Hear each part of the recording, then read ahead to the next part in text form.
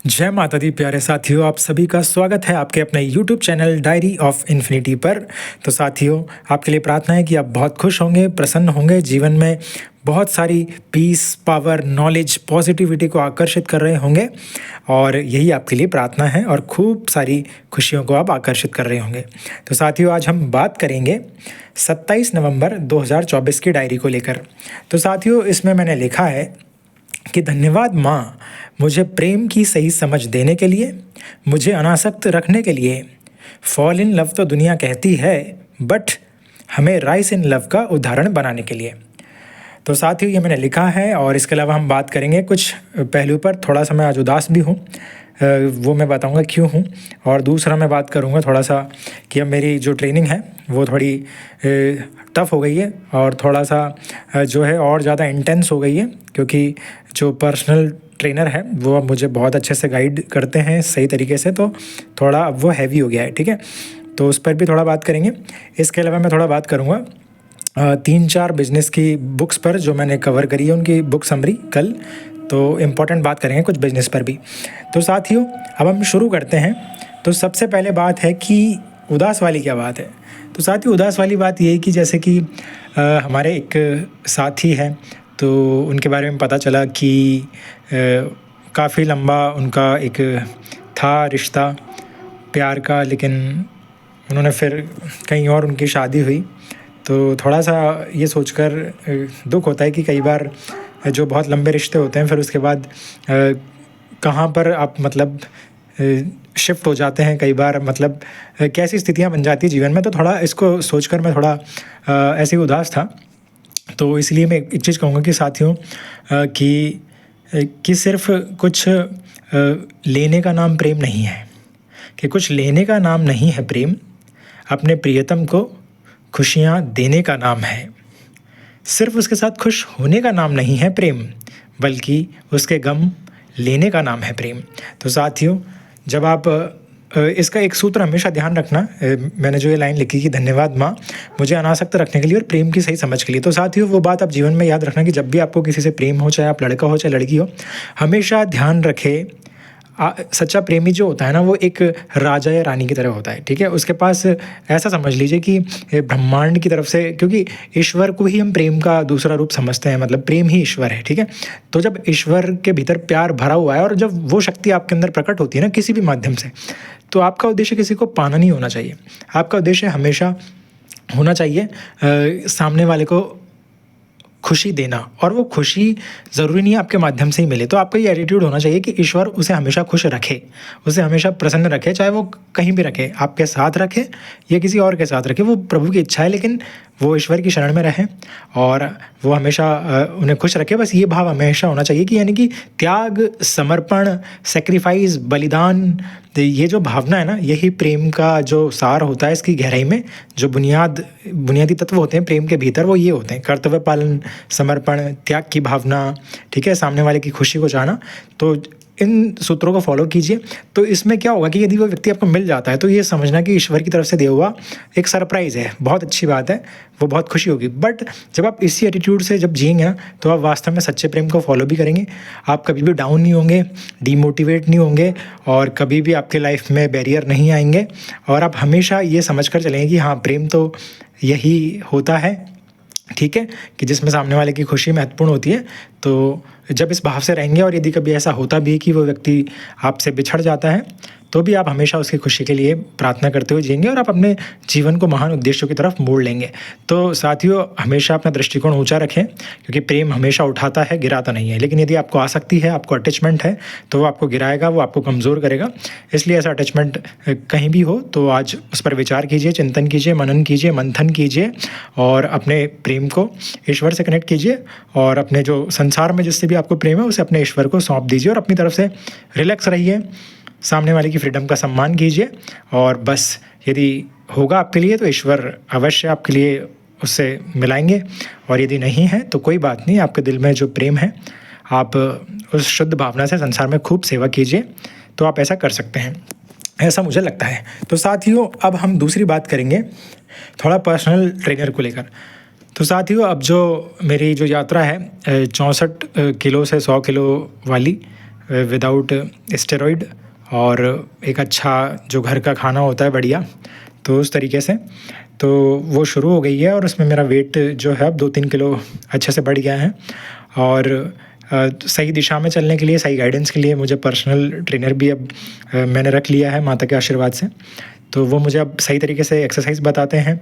लगभग ऐसा है कि 50% ही मैं एक्सरसाइज पहले लगाता था, अब वो 50% और ऐड हो गया है, जिसमें मैक्सिमम रिपीटेशन भी होते हैं, वेट भी हाई होता है, हैवी होता है थोड़ा, और कंट्रोल में ही होता है, साथ में फुल सपोर्ट भी होता है, सेल्फ डिसिप्लिन को भी प्रमोट किया जाता है।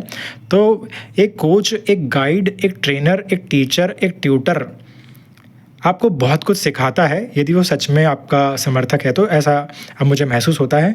तो आप अपने जीवन में इनमें से किसी भी रूप के साथ यदि है तो आप उनकी रेस्पेक्ट कीजिए, क्योंकि वो आपके लिए सच में बहुत अच्छे हैं। ठीक है, तो अब मुझे बहुत कुछ पता चल रहा है, तो मैं सीख रहा हूँ कि पर्सनल ट्रेनर होने का क्या महत्व होता है।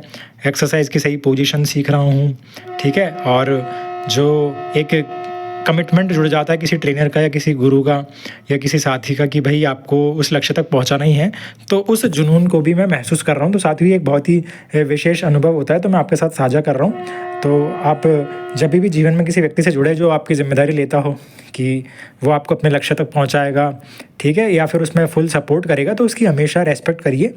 वो आपको बहुत आगे लेकर जाएंगे और उनके प्रति जो आपका ये सच्चा भाव है ये आपको बहुत ऊंचाई पर लेकर जाएगा। तो साथियों, दूसरी बात हमारी कंप्लीट हुई।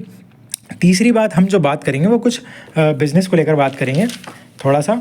4 किताबें मैंने कल पढ़ी, मैं आपको बता देता हूँ। एक बुक मैंने पढ़ी 100 मिलियन ऑफर, इसका राइटर का नाम मैं लिखना भूल गया। और एक पढ़ी मैंने how to sell anything to anybody by Joe Girard, ठीक है, तो ये इनकी बुक है। और एक बुक मैंने पढ़ी है जो मैं आपको बताता हूँ, negotiation mastery getting to yes by Roger Fisher, कि आप नेगोशिएशन में मास्टर कैसे बने। और एक बुक पढ़ी है psychology of selling by Brian Tracy. तो साथियों, ये बुक मैंने इसलिए पढ़ी है क्योंकि मैंने बिज़नेस के बारे में काफ़ी कुछ जाना है, और जैसे कि मैंने एक घोषणा करी थी पिछले स्टार्टिंग के कुछ वीडियोज़ में कि यूट्यूब पर होना बहुत ज़रूरी है। यदि आप अपने आप को बहुत अच्छा ब्रांड बनाना चाहते हो, बहुत अच्छा वैल्यू प्रोवाइड करना चाहते हो, तो आप अच्छा काम करने के लिए यूट्यूब पर आपका होना ज़रूरी है, सोशल मीडिया पर होना ज़रूरी है। तो मैंने कहा था कि मैं हमेशा रहूँगा जब तक जीऊँगा। तो ऐसे ही मैं 2047 तक बिज़नेस करूँगा इंटरनेशनल लेवल तक, ठीक है, जो जिसमें पूरी धरती का बहुत बड़ा हिस्सा कवर हो। तो मैं ये भी एक मेरी इस ऑडियो में घोषणा है कि मैं करूँगा ज़रूर, और ऐसा इसलिए करूँगा क्योंकि मुझे हेल्थ को प्रमोट करना है और वेल्थ को भी प्रमोट करना है कि लोग फाइनेंशियल एजुकेशन को जानें। साथ ही मैंने ये जाना है कि इन बुक्स को पढ़ने के बाद, थोड़ा समझने के बाद, कि जो बिज़नेस होता है वो पैसा क्रिएट करता है। और मैंने कई बार नोटिस किया है कि मेरी जहाँ भी मैंने उपेक्षा देखी, चाहे घर में या कहीं और बाहर, तो वो मेरी उपेक्षा सिर्फ पैसे के कारण हुई है कि मैंने पैसा नहीं कमाया स्टार्टिंग में। तो इस वजह से तो अब मैं खूब पैसा कमाऊंगा ताकि मेरे ज्ञान की वैल्यू हमेशा रहे। साथ ही जो भी दान धर्म और समाज में अच्छे काम करने हो तो मुझे किसी से मांगने की ज़रूरत ना हो, और हम अपने आप को बेस्ट एक बेटर लाइफ दे पाए, अपने घर परिवार को बहुत खुश रख पाए। तो जो है धन की जो आवश्यकता होनी चाहिए, तो इसके लिए हमको खूब कमाना चाहिए। तो मेरा माइंडसेट पूरा खुल चुका है। तो मैं आपसे भी यही चाहूँगा कि आप भी अपना माइंडसेट ऐसा रखें और अपने बच्चों को भी ऐसे तैयार करें। सिर्फ नौकरी वाला माइंडसेट ना रखें, आप उनका माइंडसेट हमेशा उनके स्किल्स को उठाने वाला हो, उनके टैलेंट को उठाने वाला हो, उनके भीतर असीम संभावनाएं हैं उनको जागरूक करने वाला हो, ऐसा माइंडसेट आपका होना चाहिए। ठीक है, तो ऐसे ही माइंडसेट आप अपने बच्चों को बनाइए, क्योंकि 21वीं सदी में जो मुझे लगता है कि भारत को जिन चीज़ों की ज़रूरत पड़ेगी, तो वो 2 चीज़ें हैं। एक तो सेक्स एजुकेशन और दूसरा है फाइनेंशियल एजुकेशन। और थोड़ा सा यदि मैं ऐड करना चाहूँ सेक्स एजुकेशन के अंदर ही एक सब पार्ट बना के, तो वो है पेरेंटिंग का एजुकेशन भी होना ज़रूरी है कि अच्छे पेरेंट्स बनते कैसे हैं। तो ये 2-3 चीज़ें मुझे लगता है। तो यदि आप पेरेंट्स यदि सुन रहे हैं इनको कभी भी इस ऑडियो को, तो इन पर आप थोड़ा ध्यान दे सकते हैं, और ताकि ज़्यादा से ज़्यादा अपने बच्चों का जो भला भी होगा, उनके स्किल भी डेवलप होंगे और जल्दी ही वो फाइनेंशियल स्टेबिलिटी को पा लेंगे। तो ये बहुत अच्छा रहेगा। तो साथियों, इसकी कुछ शिक्षाएं मैं मैं बता देता हूँ, ये 3-4 किताबें कुछ समरी बता देता हूँ, क्योंकि ये स्पेसिफिकली सेल्स से रिलेटेड है।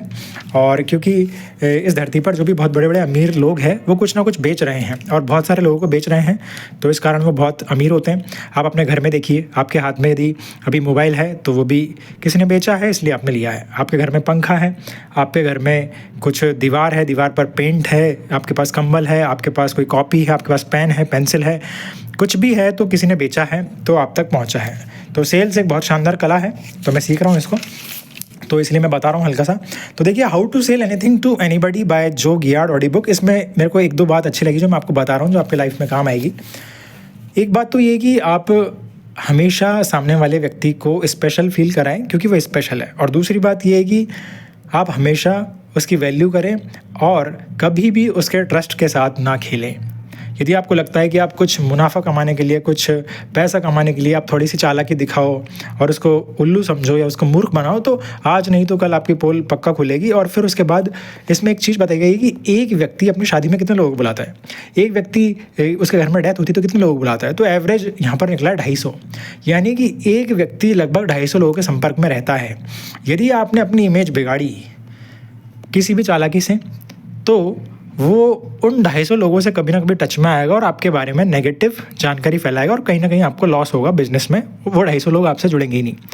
तो साथियों, यदि आप अच्छी इमेज बनाते हैं, अच्छा ट्रस्ट बिल्डअप करते हैं, अच्छे रिलेशन क्रिएट करते हैं, अच्छे वैल्यू प्रोवाइड करते हैं, तो वही एक व्यक्ति उन 250 लोगों को भी बताएगा और वो कभी ना कभी आपके कस्टमर बनेंगे या फिर आपके क्लाइंट बनेंगे या फिर आपके साथ जुड़ना चाहेंगे, बिजनेस ज्वाइन करना चाहेंगे, या फिर जो भी हो आपके किसी बड़े मिशन में हमेशा आपको सपोर्ट करेंगे। तो ये चीज़ मुझे बहुत अच्छी लगी कि एक व्यक्ति का संपर्क लगभग 250 से किसी न किसी रूप में रहता है। तो आप जो वैल्यू प्रोवाइड करते हो, जो आप मैसेज भेजते हो या पॉजिटिविटी स्प्रेड करते हो, तो इतने लोगों तक पहुंचती है और आपका ऑरा या तो नेगेटिव रूप से प्रभावित होगा यदि आपने कुछ गलत किया है, तो या फिर पॉजिटिव रूप से प्रभावित होगा यदि आपने अच्छा किया है। तो इस पर आप ध्यान दे सकते हो। और मैं आपको एक शिक्षा बताता हूँ दूसरी बुक से। ये बुक है psychology of selling by Brian Tracy. तो इसमें एक चीज़ मैं आपसे डिस्कस करूँगा, वो है कि पैसे का निर्माता। तो साथियों, जो बिज़नेस होता है वो पैसा क्रिएट करता है और इसमें पैसा हम जितना अच्छा बिज़नेस करेंगे, जितना अच्छा उसे टाइम देंगे, जितनी अच्छी वैल्यू प्रोवाइड करेंगे, उतना ज़्यादा हम इसमें जो है खूब धन कमा सकते हैं। और जितना अच्छा धन हमारे पास होगा तो हमारा लाइफ स्टाइल भी बहुत शानदार होगा, लोग हमसे सीखेंगे भी, इंस्पायर भी होंगे, हम जॉब भी क्रिएट कर सकते हैं, क्योंकि जब आप कोई बड़ा बिजनेस करते हो तो बहुत सारे जॉब भी क्रिएट होते हैं, तो आप जॉब क्रिएटर भी बन सकते हो। तो ये चीज़ मुझे अच्छी लगी कि आप इस तरीके से लोगों की काफ़ी सारी हेल्प कर सकते हो। तो ये इस बुक से मैंने सीखा है, जो मैं आपको बता रहा हूँ, आप सीख सकते हैं। इसके अलावा एक बुक है 100 मिलियन ऑफर। तो यहाँ से मैंने कुछ 2-4 स्टेप सीखे जो मैं आपको बता देता हूँ कि यदि आप कोई काम करते हैं बिजनेस, तो उसमें आप थोड़ा सा कुछ चीज़ों पर ध्यान दे सकते हैं कि एक तो सामने वाले पर्सन को आप कोई भी चीज़ ऐसी नहीं बेच सकते। आप सबसे पहले आपका फोकस होना चाहिए कि सामने वाले पर्सन को सुने, अच्छे एक्टिव लिसनर बने, फिर थोड़ा उसे ऑब्जर्व करें, थोड़ा उसके बारे में जाने, एक अच्छे रिलेशन बिल्डिंग करें। उसके बाद जो उसकी प्रॉब्लम है आप उसे टारगेट करें, क्योंकि यदि कोई भी व्यक्ति है, यदि आप उसकी हेल्प करते हो, उसकी प्रॉब्लम का सॉल्यूशन उसे मिलता है, तो वो खुश होता है और वो आपसे जुड़ना चाहता है। ठीक है, मान लीजिए कोई भी व्यक्ति दुकान पर आता है या कोई भी व्यक्ति आपसे जुड़ता है कभी, तो आप यदि उसके साथ चालाकी करेंगे, उसे मूर्ख समझेंगे, तो वो आज नहीं तो कल आपको पकड़ ही लेगा और फिर वो कभी आपके पास नहीं आएगा। लेकिन यदि आप उसका दिल जीत लेते हो अपने व्यवहार से और अपनी ईमानदारी से और एक म्यूचुअल अंडरस्टैंडिंग के साथ प्रॉफिट कमाते हुए, तो आप बहुत अधिक ग्रो करते हो और आपके रिलेशन भी अच्छे रहते हैं। तो ये चीज़ मेरे को यहाँ से सीखने को मिली। और अपना जो है पर्सनल ब्रांड क्रिएट कीजिए ताकि आपकी ऑथेंटिसिटी, आपकी प्रामाणिकता हमेशा मजबूत रहे। तो ये मैंने इस बुक से सीखा है। इसके अलावा एक बुक है negotiation mastery, getting to yes by Roger Fisher. तो इसमें एक चीज़ बोली गई है कि जब भी आप कोई डील करते हैं या फिर कोई मीटिंग करते हैं, तो आपका फोकस हमेशा इस बात पर होना चाहिए कि सामने वाले पर्सन से आपका थॉट का डिफरेंस कहाँ पर आ रहा है, ताकि उस थॉट के डिफरेंस को क्लियर किया जाए और जितने भी पॉसिबल ऑप्शन हो सकते हैं सॉल्यूशन के, तो उन पर काम कर सकते हैं आप। और हमेशा ईगो से आपको बचना है, अपने वर्ड्स को हमेशा बहुत अच्छे से बोलना है, क्योंकि वर्ड्स कैन मेक यू और वर्ड्स कैन ब्रेक यू। तो वर्ड्स आपके रिलेशन को तोड़ भी सकते हैं और जोड़ भी सकते हैं। तो शब्दों का बहुत अच्छा प्रयोग करना है, सामने वाले की हमेशा रेस्पेक्ट करनी है और ये समझना है कि वो भी एक इमोशनल पर्सन है, तो उसकी हमेशा उसकी इमोशंस की हमेशा वैल्यू करनी है और उनकी रेस्पेक्ट करनी है। और एक इम्पॉर्टेंट चीज़ बात बताइए कि कभी भी ईगो को बीच में ना लाएं। आपका उद्देश्य सामने वाले को हराना नहीं है, आपका उद्देश्य एक अच्छी अंडरस्टैंडिंग और अच्छा एग्रीमेंट बिठाना है, ताकि आप दोनों ही एक अच्छा रिलेशन बिल्ड करें और अच्छा प्रॉफिट भी कमाएं। तो साथियों, ये 4 इंपॉर्टेंट किताबों से मैंने कुछ शिक्षाएँ सीखी है। हालांकि शिक्षाएं तो बहुत सारी थी, क्योंकि मैं नोट्स क्रिएट करता हूं तो 4-5 पेज के नोट्स होते हैं, बट जो मुझे 5-6 इंपॉर्टेंट लगी जो आप अपने काम में ले सकते हो और एक अच्छा व्यवहार बनाने के लिए, तो वो आपके काम आ जाएंगी। और बहुत कुछ ऐसा है जो आपको यहाँ से आईडी मिल जाएंगे, बाकी आप बहुत सारी रिसर्च अपने अकॉर्डिंग भी कर सकते हो। तो साथियों, आज का जो हमारा ये लेक्चर था ये कंप्लीट होता है, और मुझे पूरा विश्वास है कि आपको बहुत कुछ सीखने को इससे मिला होगा। और हर ऑडियो से सीखने को कुछ ना कुछ मिलता है, क्योंकि मैं अपनी तरफ से बेस्ट ओरिजिनल ऑडियो भेजता हूँ जो मेरे दिल में होता है, जो मैं डायरी में लिखता हूँ, अच्छा सीखता हूँ। तो आपको जो भी वैल्यू मिली है आप उसे जीवन में धारण कीजिए और अच्छे से आगे बढ़िए। और प्लीज़ इस जो है लेक्चर को एक व्यक्ति को ज़रूर शेयर करें, और वीडियो को लाइक कीजिए, चैनल को सब्सक्राइब कीजिए। और कल फिर मिलते हैं, तब तक मुस्कुराते रहिए, खुश रहिए, प्रसन्न रहिए। जय माता दी।